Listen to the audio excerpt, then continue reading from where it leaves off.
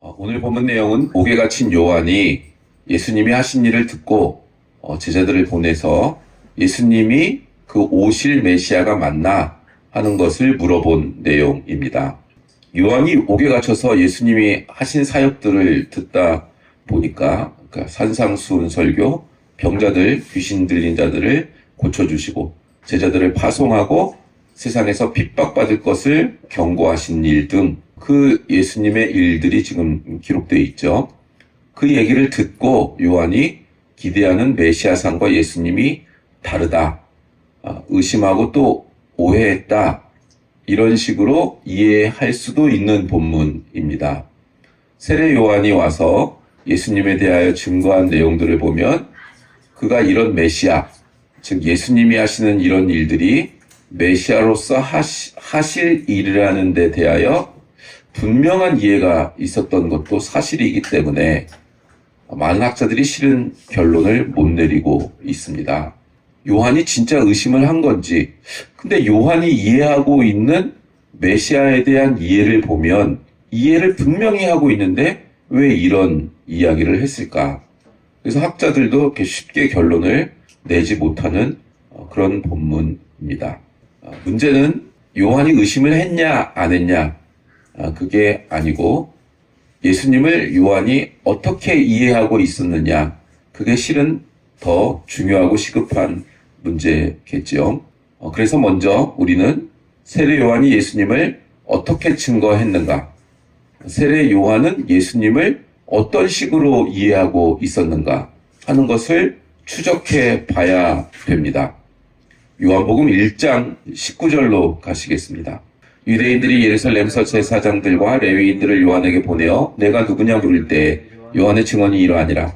요한이 드러내어 말하고 숨기지 아니하니 드러내어 하는 말이 나는 그리스도가 아니라 한데, 또 묻되 그러면 누구냐? 내가 엘리야냐? 이르되 나는 아니라. 또 묻되 내가 그 선지자냐? 대답하되 아니라. 또 말하되 누구냐? 우리를 보낸 이들에게 대답하게 하라. 너는 내게 대하여 무엇이라 하느냐? 이르되 나는 선지자 이사야의 말과 같이 주의 길을 곧게 하라고 광야에서 외치는 자의 소리로라 하니라. 아멘. 너는 누구냐? 그리스도냐? 그리스도가 무슨 뜻이라고요? 그리스도란 히브리 말로 메시아를 헬라어로 번역한 것입니다. 헬라어예요. 둘 다 동일한 얘기입니다. 기름 부음을 받은 자. 기름 부음은 누구에게 줬어요? 왕, 또 제사장. 네, 왕과 제사장에게 기름 부음을 주었습니다. 예수님은 이제 하나님께서 이스라엘의 회복, 이때 말하는 이스라엘은 사실 민족의 차원에서의 구별이 아니라 하나님의 모든 백성을 표현하는 의미에서 이스라엘을 회복하러 하나님 나라를 완성하러 오신 분입니다. 요한은 자기는 메시아가 아니라 그럼 네가 엘리야냐? 그러니까 여기서 묻는 엘리야는 말라기 4장에 나오는 마지막 때 하나님께서 엘리야를 보내시리라 한 예언의 그 엘리야를 말하는 겁니다. 그러니까 상당한 수준의 성경적 지식이 있는 사람들이 보낸 거예요, 사람을. 말라기 4장 5절 6절 보면 보라, 여호와의 크고 두려운 날이 이르기 전에 내가 선지자 엘리야를 너희에게 보내리니 그가 아버지의 마음을 자녀에게로 돌이키게 하고 자녀들의 마음을 그들의 아버지에게로 돌이키게 하리라. 돌이키지 아니하건대 두렵건대 내가 와서 저주로 그 땅을 칠까 하노라 하시니라.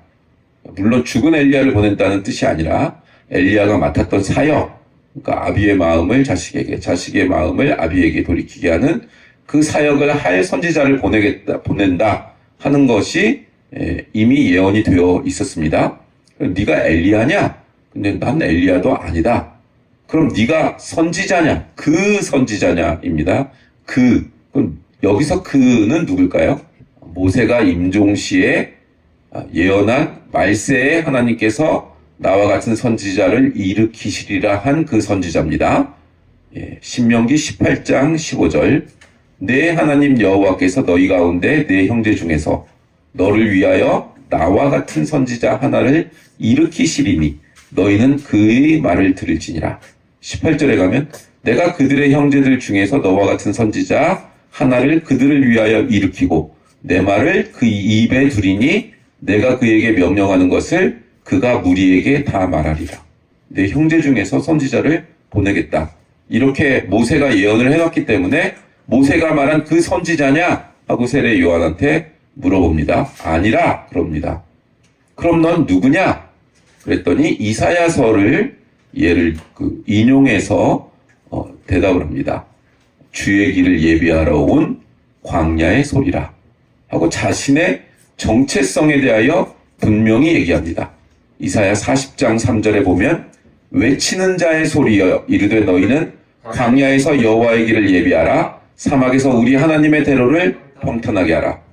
하나님께서 오시는 그 길을 미리 예비하는 광야에서 외치는 자의 소리라는 것이 자신의 정체성에 대한 이해입니다. 메시아의 길을 예비하러 왔다. 그것에 대한 분명한 이해가 자기 자신에게 있었단 말입니다. 여러분은 자신을 무엇라 말하고 있으십니까? 자신의 정체성을 무엇라고 하십니까? 뭐가 제일 처음의 정체성이냐고요? 이 순서를 바꾸시면 안 됩니다. 엄마, 아빠, 자녀이기 전에 하나님의 사명과 소명을 맡은 자로 우리는 각각 한 영혼씩 서 있는 겁니다. 그리고 나서 아내의 역할, 남편의 역할, 엄마의 역할, 아빠의 역할, 자녀의 역할이 그 다음에 있는 겁니다. 자기 자신이 이 세상에 존재하는 이유와 목적, 그게 정체성입니다. 세례 요한은 자신의 정체성에 대하여 분명히 알고 있습니다. 그래서 흔들리지 않는 거예요. 엄청나게 사람들의 집중을 받고 이 시대의 영성가와 선지자로서 추앙을 받으며 사람들이 그의 말씀 하나에 회개하고 돌이키며 그에게 몰려들었단 말입니다. 그러면 그는 뭐가 돼도 돼요. 나 엘리야다 해도 돼요. 나 그 선지자다 해도 된다고요. 그렇게 쓰임을 받고 있으니까, 그렇게 주목을 받고 있으니까 그가 교회 시스템 만들고 자기의 제자들을 거닐기 시작하면 그건 교주도 될 수 있다고요. 흔들리지 않습니다. 자기는 메시아, 엘리야 그 선지자의 역할을 감당하실 예수님이 오시는 그 길을 평탄하게 하기 위한 광야의 소리에 불과하다. 광야의 소리는 그 소리가 나고 사라진단 말입니다. 소리이기 때문에 사라진다고요. 우리의 인생은 하나님을 향한 예수님이 재림하시는 것밖에 남지 않았잖아요.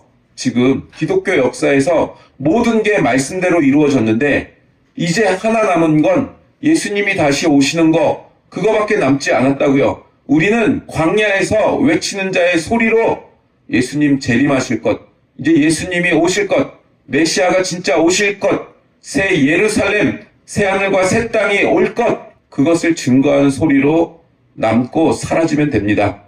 이 땅에 있는 동안은 그 소리의 역할 감당하고 그리고 사라지면 됩니다. 사람들이 얼마나 알아주냐, 얼마나 교회가 성장했냐, 성도 수가 몇 명이냐, 이건 하나도 중요하지 않습니다.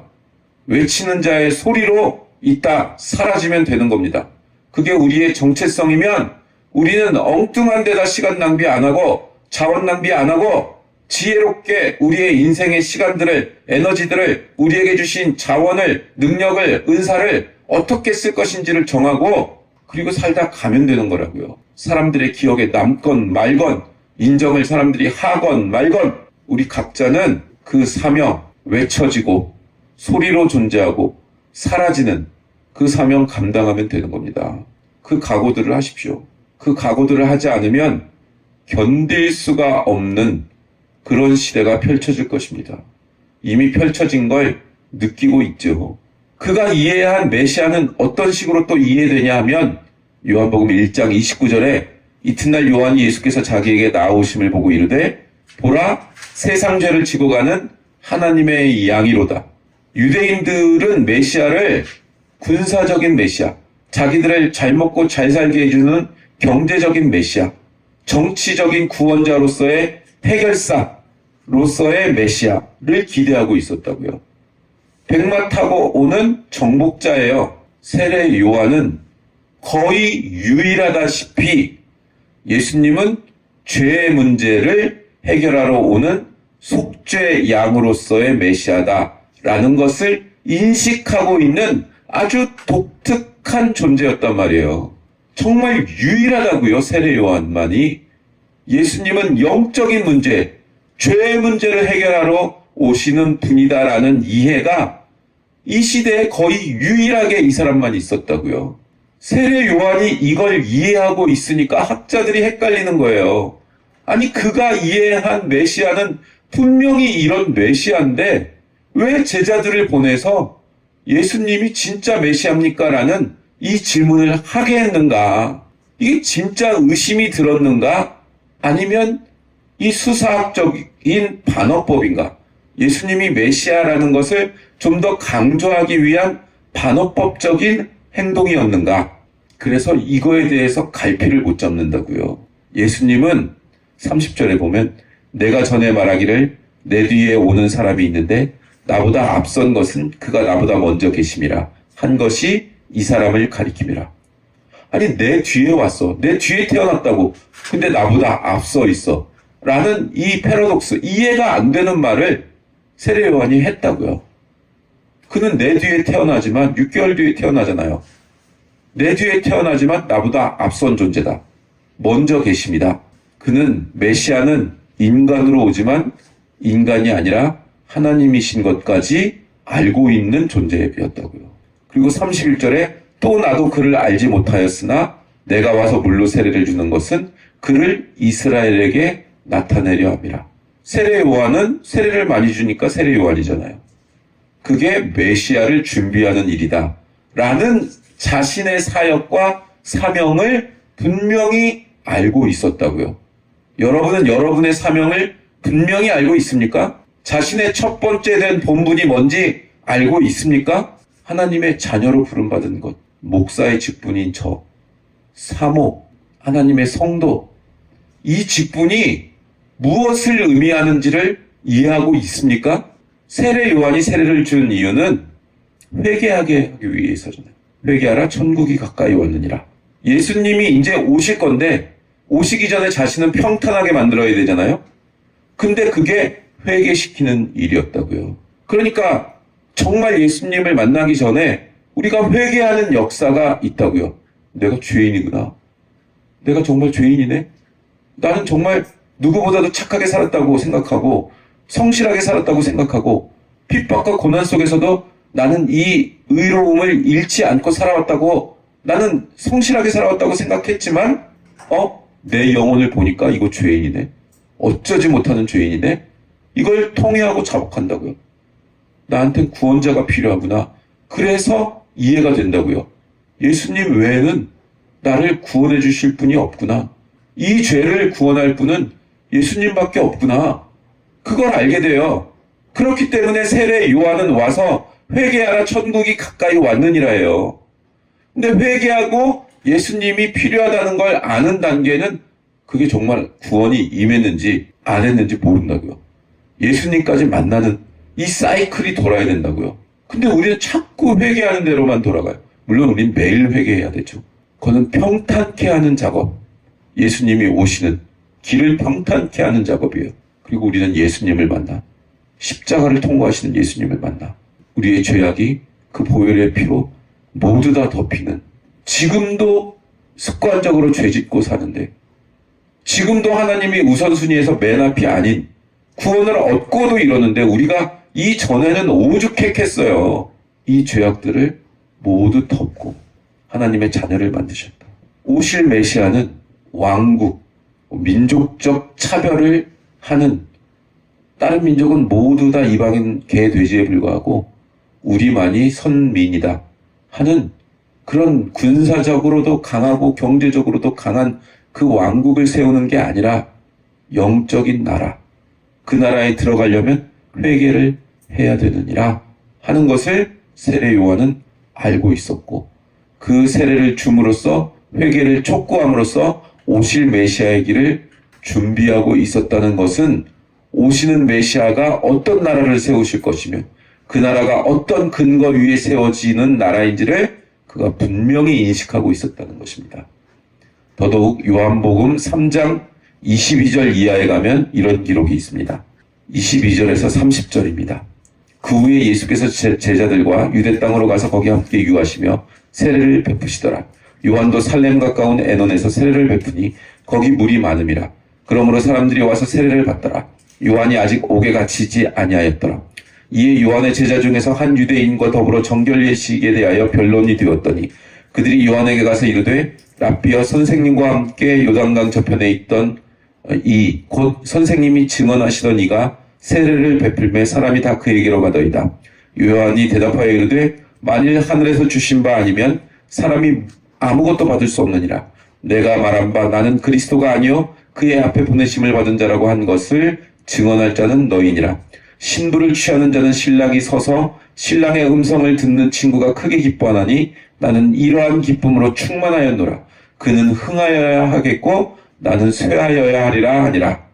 자신하고는 오실 메시아는 비교조차 되지 않는 고귀한 분이라는 것을 충분하고 분명하게 이해하고 있습니다. 그래서 우리는 지금 세례 요한이 예수님에 대한 믿음이 확고했느냐 흔들렸느냐 이것이 중요한 게 아니라 요한이 이해하고 있는 메시아를 우리도 이해하고 있는가? 이게 핵심인 겁니다. 우리가 신앙에서 매일 실패하고 있고 매일 예배가 제일 처음이요, 하나님이 제일 처음이요, 우리에게 맡기신 사명이 제일 처음이요, 아무리 말해도 그게 실패하는 가장 큰 이유가 뭐냐? 언제나 예수님에 대한 이해가 잘못되어 있기 때문인 겁니다. 예수님의 사역을 하고 우리의 인생의 모든 순간을 예수님께 드리는 그게 제일 첫 번째로 되지 않는 이유는 예수님에 대한 이해가 잘못되어 있고 깊지를 않아서 그런 겁니다. 예수님을 위해 우리 자신이 헌신되었을 때 세례 요한과 같은 이 기쁨이 있냐고요. 신부를 취하는 자는 신랑이나 서서 신랑의 음성을 듣는 친구가 크게 기뻐하나니 나는 이러한 기쁨으로 충만하였노라. 이스라엘의 결혼 예식은 결혼을 하기로 하면 한 1년여 정도의 기간 동안 부부인데 서로 만나지 못합니다. 우리 결혼하기로 했어? 그럼 부부의 연을 맺읍시다 합니다. 그러면 떨어져서 그때부터 남자는 아버지의 집으로 돌아가서 거처를 준비합니다. 집을 준비해요. 신부랑 함께 살 그 집을 준비하는 겁니다. 그래서 예수님이 떠나실 때, 승천하실 때 내가 너희의 거처를 예비하노라 가노라 하는 게 그 거처가 이 거처예요. 신랑이 신부를 데리러 오는데 함께 살 집을 준비하는 거예요. 한 1년여 동안 만나질 못하고 삽니다. 근데 거처를 준비하는데 이제 거처가 준비되었으니 신부를 데려오라 라는 거는 신랑의 아버지만 그 얘기를 해줄 수 있어요. 신랑도 신부도 아무도 몰라요. 신랑의 아버지가 이제 됐다, 이제 신부를 데려오라 하는 것은 신랑의 아버지만이 결정할 수 있는 겁니다. 그래서 결혼식 예화가 그렇게 많이 나오는 거예요. 여기서 친구는 그 신부의 친구입니다. 이 친구는 결혼식의 전 과정을, 한 1년여 정도 남편을 만나지 못하는데 그때까지 결혼식을 준비하고 결혼식을 7일 동안 치르니까 이 모든 것을 주관하고 신부를 보호하고 신랑한테 인계할 때까지 신부의 모든 것을 관리하고 결혼식을 준비하는 그 친구입니다. 우리도 사회 보는 친구, 뭐 이런 사람들 가장 친한 친구를 섭외하잖아요.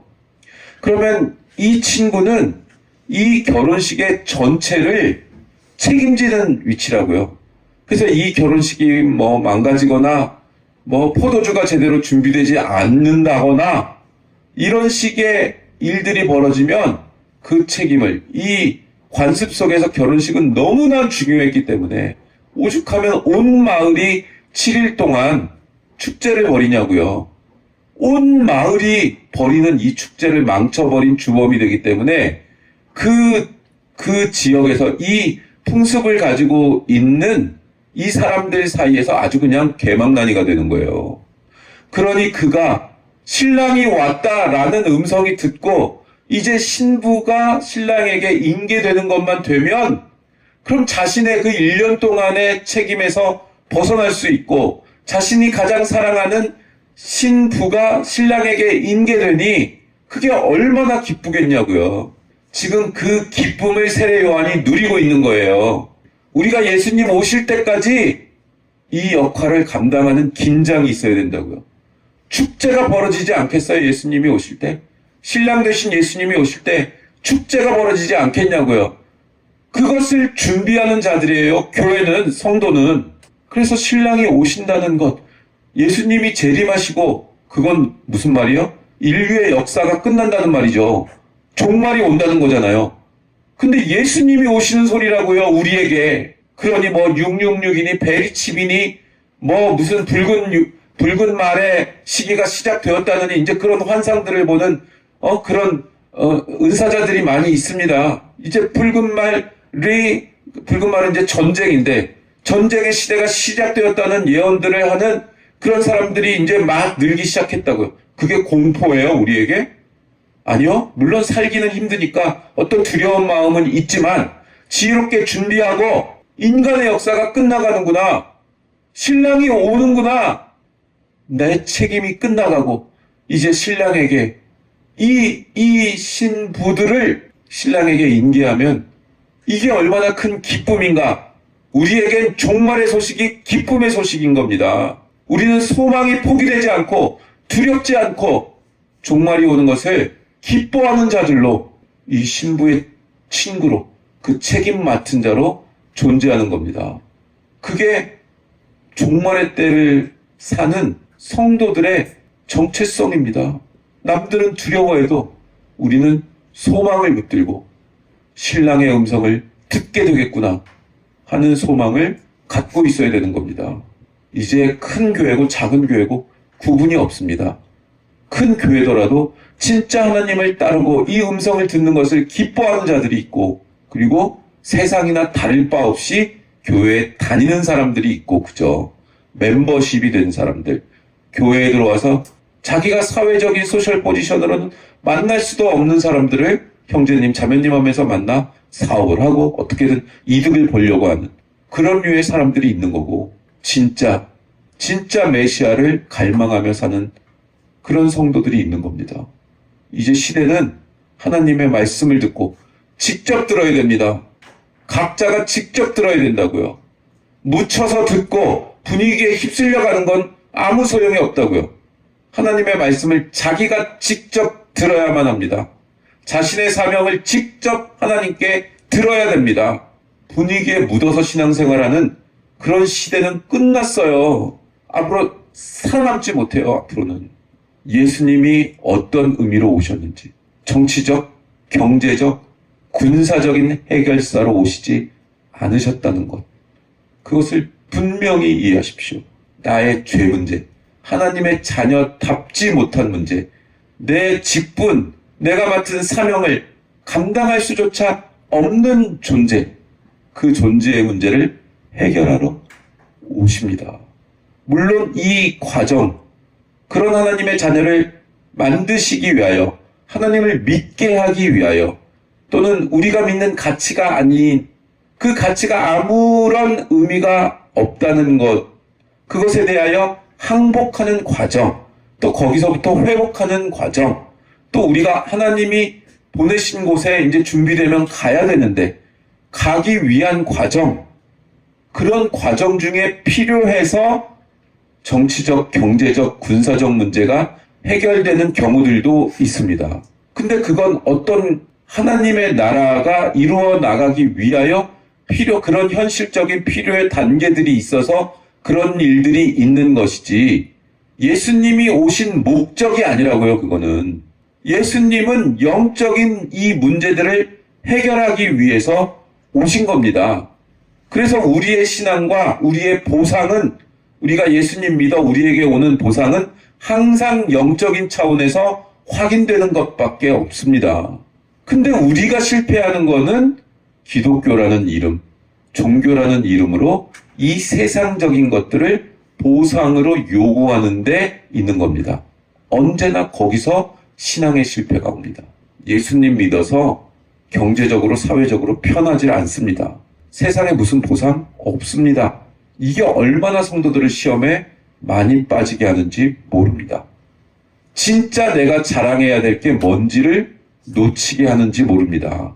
예수님이 약속하신 적이 없으니까 이게 안 이루어졌다고 예수님한테 우리가 불만불평할 게 없습니다. 근데 우리는 화를 낼 지경에 와 있죠. 예수님, 내가 예수님 믿고 이렇게 열심히 교회 생활했는데 나한테 온 게 뭐예요? 예수님 믿은 보상이 뭐라고요? 뭐예요? 예수님을 믿은 보상.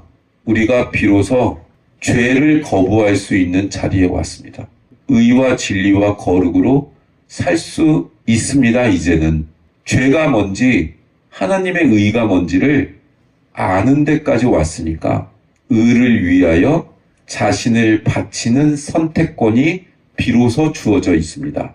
죄를 물리치고 죄를 거부하고 죄와 타협하는 것을 거부하고 타협할 바에는 고통을 감수하리라 하는 고급한 인간의 격을 소유하게 되었다는 것.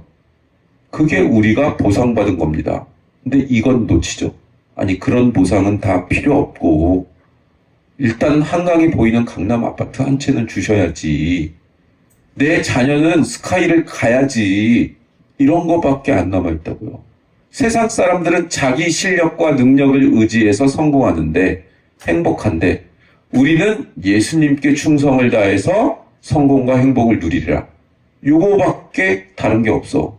성공하고 행복하는 건 정해진 거야, 목표니까. 근데 자기를 의지해서 할 거냐, 예수님을 의지해서 할 거냐, 이것만 다른 거야. 그건 예수님 믿는 게 아닙니다. 성공이나 행복의 가치가 아예 그 자체가 달라져야 되는데 내가 어디서 성공했다고 느끼고 어디서 행복하다고 느끼는지가 달라져야 되는데 그건 안 달라져 있어. 성공과 행복. 사람들이 모두 원하는 그거. 그 세상적인 것. 그건 딱 정해져 있어. 근데 사람은 사람을 의지하고 우리는 예수님을 의지해서 그렇게 한다. 이건 예수 믿는 게 아니라고요. 예수님 믿는 게 아니에요. 우리의 성공은 오직 하나님과의 관계에서만 성공과 행복이 느껴지는 거예요. 죄와 관계를 단절하는 데서만 성공의 성취를 느낀다고요. 근데 이런 건 세상이 값을 쳐주질 않아요. 당장 예영이도 학원에서 너희 아빠 얼마 벌어? 이걸로 값을 쳐주죠. 우리 아빠는 목사님이야. 목사님은 돈 못 벌지 않아? 이것만 쳐준다고요. 이것만. 세상은 가치를 몰라요. 값을 쳐주질 않습니다. 그러니 자존심 상하니 나도 어느 정도는 가져야겠어. 그래서 하나님 나라의 영적 열매도 못 거두고 이 세상을 쫓아가니 하나님의 축복도 못 받고 이러지도 못하고 저러지도 못하고 세상의 짐 다 빼고 죽을 때 돼서 헛된 걸 쫓았구나 하고 그때 철들고 죽는 겁니다. 그래서 부끄러운 구원을 얻는 겁니다. 정말 우리가 존경하고 인정하는 사람들 어떻게 산 사람들인지를 보세요. 이거 아니면 저겁니다. 중간이 없어요. 선택하셔야 됩니다. 둘 다 얻으려고 할 수가 없습니다. 하나님이 그런 위치에 보내실 수는 있어요. 우리 사명이 그런 위치에 있으면. 근데 그런 위치에 보내는 사람들은 이미 다 꺾어서 그 위치가 아무것도 아니라는 것을 이미 알고 있고 청지기로서의 삶이 가치가 준비되어 있고 그래서 일상생활에서 우선순위가 바뀌지 않으며 내가 이것을 하는 건 하나님 나라를 위한 거지 내가 나를 증명하기 위한 게 아니다라는 가치와 태도가 이미 정리되어 있는 사람들 중에 뭐 돈도 얻을 수 있고 정치적인 명예가 있을 수도 있고 경제적 명예가 있을 수도 있고 그런 위치에 보내는 거예요. 왜냐하면 그런 위치에 있는 사람들이 도대체 그 권력과 돈을 어떻게 다루는지도 보여줘야 되는 모델링이 필요하니까. 근데 다 그건 제껴두고 돈과 명예는 달라는 거지. 무시받지 않는 위치에 보내달라는 거지. 그 내용과 태도가 하나도 준비되지 않았는데 하나님한테 진짜 항복해서 하나님이 죽어라 그러면 죽는 그 태도는 준비가 안 돼 있는데 교회에서 명으로 죽어라 그럼 죽을 수 있어요?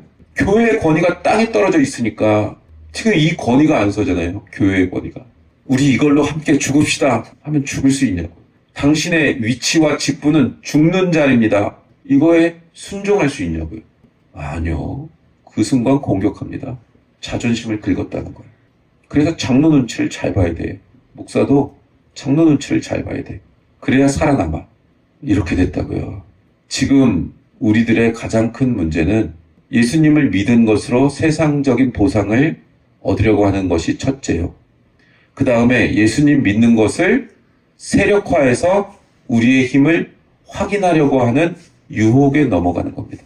예수님과 세례요한은 그렇게 살지 않았는데 우리는 권세를 얻고 싶은 거예요. 그래서 엄청나게 큰 대규모 집회를 하려고 하는 거고 그 조직의 대표를 맡으려고 하는 거고 거기서 장자리 하나 맡으려고 하는 거고 그 수만 명이 모여서 있는데 나가서 대표 기도를 하는 권세를 얻으려고 하는 거고 온 방송국이 와서 취재를 하고 그런 위치에 가려는 거고 근데 세례요한은 목 잘라 죽고 예수님은 십자가에 못 박혀 빨가벗겨져 죽고 진짜는 이런데 우리는 세력화하려고 한다고요. 어떤 세상적인 지위를 가지려고 한다고요. 어떤 무브먼트, 운동을 일으키려고 한다고요. 그래서 그 큰 운동이 일어나면 거기에 휩쓸려서 자기가 그 집회에 참석했다, 거기서 눈물 쏟으며 기도했다, 거기서 멈춘다고요. 거기서.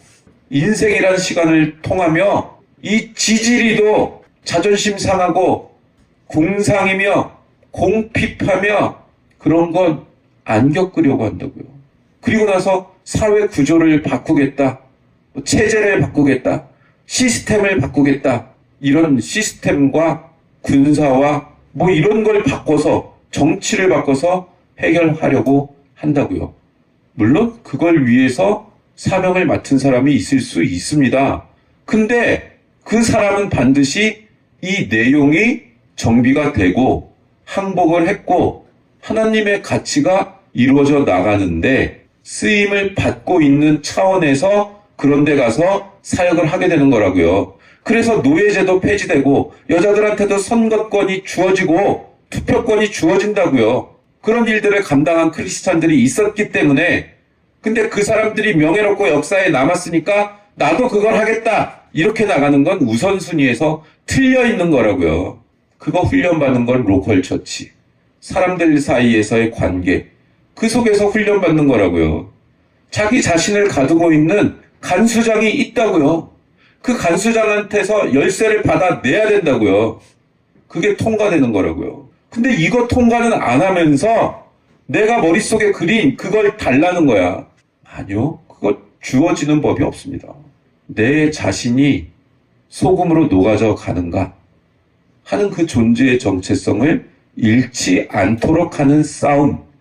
그게 예수님 믿어 우리에게 주어진 인생입니다. 거기서 자신이 지질이 볶으며 진짜 뭐 거룩하고 고결할 게 하나도 안 느껴지는 외롭고 정신병 걸릴 것 같은 그 외로운 그 길을 걷는 그 스토리들, 그것만 신앙이라고요. 그것만. 그 스토리가 신앙이라고요. 그 스토리를 겪어서 포기하고 항복했더니 하나님께서 영적으로 어떤 걸 깨달아 알게 하셨다. 이제 성경의 요 내용이 이제 이해된다. 그래서 성경의 이 내용을 이해한 것이 자신에게 보상, 그것을 이해할 만한 성숙이 자신에게 온 것이 보상. 그렇게 되지 아니하면, 그래서 내 외피가 어떤 위치에 있는지가 전혀 중요해지지 않는 그 성숙, 그 성숙의 과정, 그게 인생의 스토리로서 자신에게 있느냔 말이에요. 자고 일어났더니 유명인이 되어 있다. 이런 환상을 꿈꾸지 말란 말이에요. 그렇게 하실 수도 있어. 근데 그건 아주 특별한 어떤 이유 때문이지 보편화된 성도의 성숙 과정이 아니란 말이에요. 그거는 아예 지워버리라고요. 그거는 교회는 그런 데가 아닙니다. 그런 걸 가르치는 데가 아닙니다. 여러분 하는 거 잘 선택하셨어요. 복 받을 거고 다 합력해서 선을 이루고 다 잘 될 거예요. 지금은 미약하지만 나중엔 아주 창대하게 될 거예요. 그 문맥도, 성경의 문맥도 몰라. 그냥 그 구절만 따다가, 그냥 그 구절만 따다가 욥처럼 한번 그거 다 겪어볼 거예요.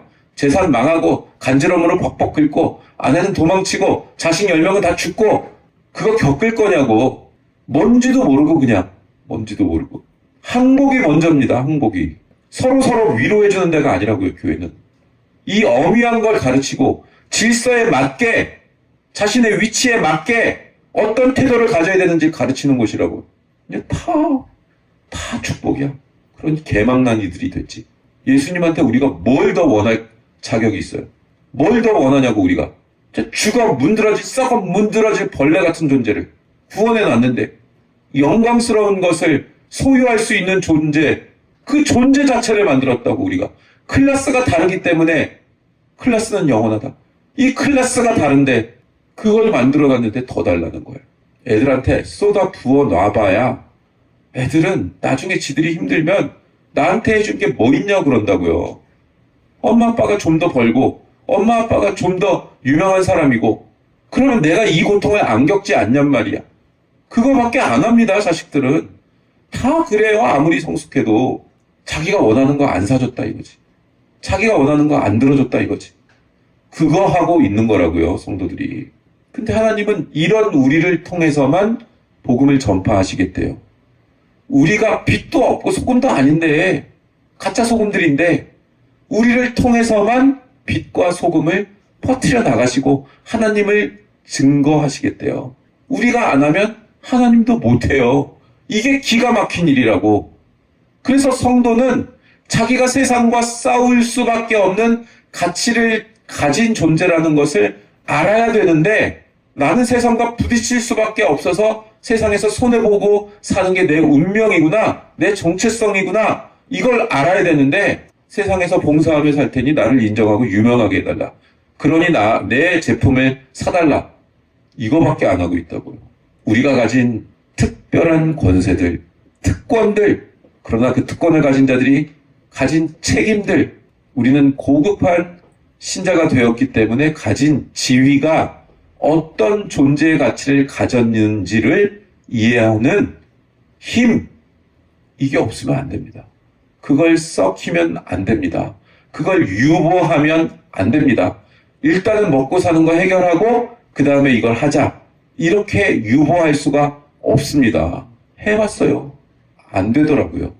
하나님은 하나님의 자녀다운 인생을, 하나님을 가장 먼저 찾는 인생을 사는 존재들을 쓰셔서 무언가를 하지, 그거 주면 저도 할게요, 거래하는 자를 써서 뭔가 하시지 않는다고요.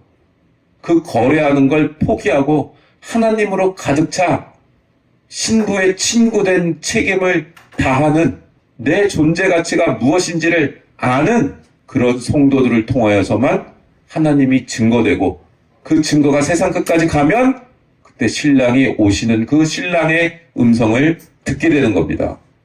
이걸 회피하지 마시고 이 존재의 정체성을 분명히 가지시고 이 세상에서 믿음으로 승리하는 귀한 성도님들 되시기를, 귀한 신자 되시기를 주님의 이름으로 축원합니다. 아멘. 아멘.